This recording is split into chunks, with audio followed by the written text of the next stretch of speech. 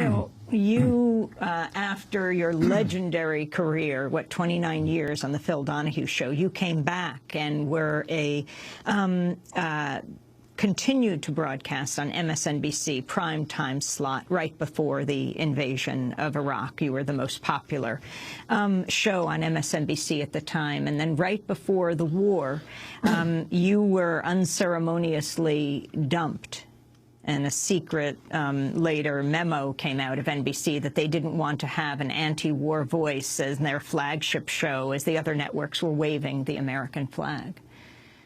Yes, that was a memo published by the New York Times, and it was written up by a Republican pollster who took a survey where they put 25 people in a room and showed them one of my aggressive programs, and most of the people didn't like me, was the result. I was called into Neil Shapiro's office and informed. He was at NBC he was at then, the time. Yeah, he's now head of PBS here in New York. So it was definitely a political termination.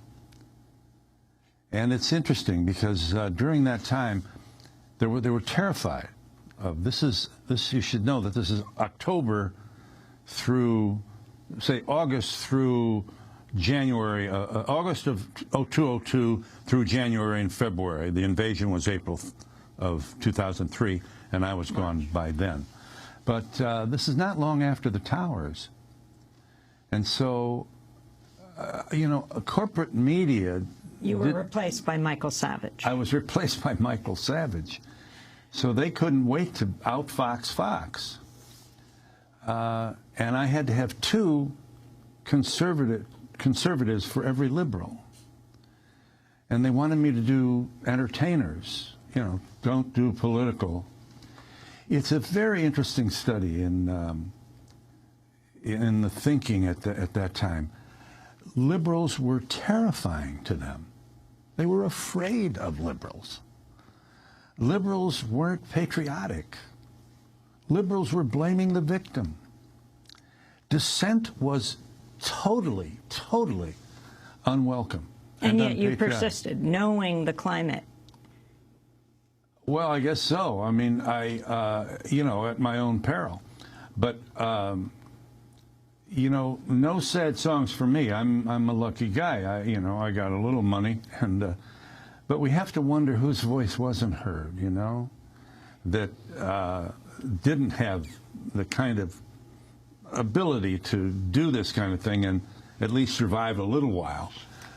Well, interesting, really. At that time, half the political voice in this nation was silenced, really. And I believe most people at that time opposed this war. Most people did. They said, what are we, why, how come over there? And yet, every major metropolitan newspaper in this country supported the invasion of Iraq. Think about that for a minute.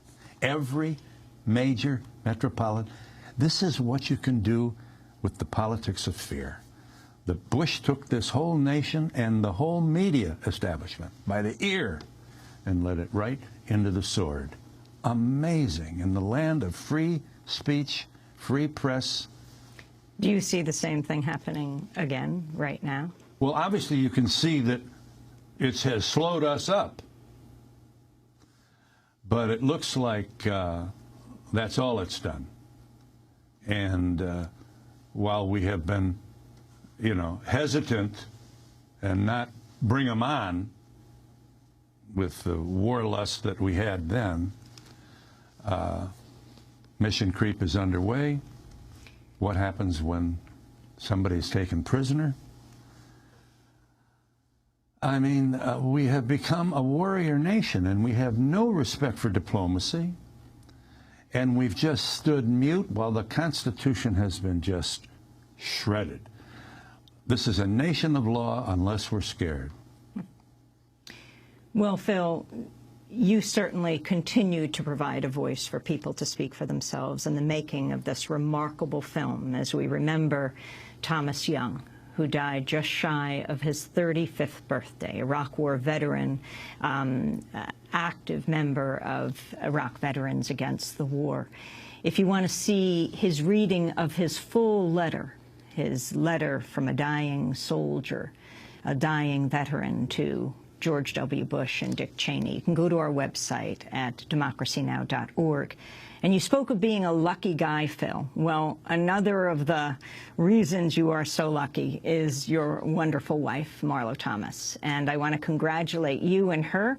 Among the 19 recipients of this year's Presidential Medal of Freedom, the nation's highest civilian honor, is the award-winning actress, producer, author, activist Marlo Thomas, who is the wife of our guest, Phil Donahue, or he is her husband. The White House said in a statement, quote, "Whether championing equality for girls and women, giving voice to the less fortunate, breaking barriers by portraying one of the television's first single working women on That Girl, or teaching children to be free to be you and me, Thomas inspires us all to dream bigger and reach higher." The awards will be presented at the White House on November 24th. Congratulations. I'll say hello for you. When we come back, we're going to play some clips on this Veterans Day of veterans' voices. We'll be bringing you StoryCorps. Thanks so much, Phil. Pleasure. Will you be talking to President Obama, perhaps, about any of the issues we've talked about today? Well, it's not likely I'll get that opportunity, so I'll be a good husband and try to stay small. Not easy for a talk show host. Phil Donahue, our guest. This is Democracy Now!, democracynow.org, the War and Peace Report. Back in a minute.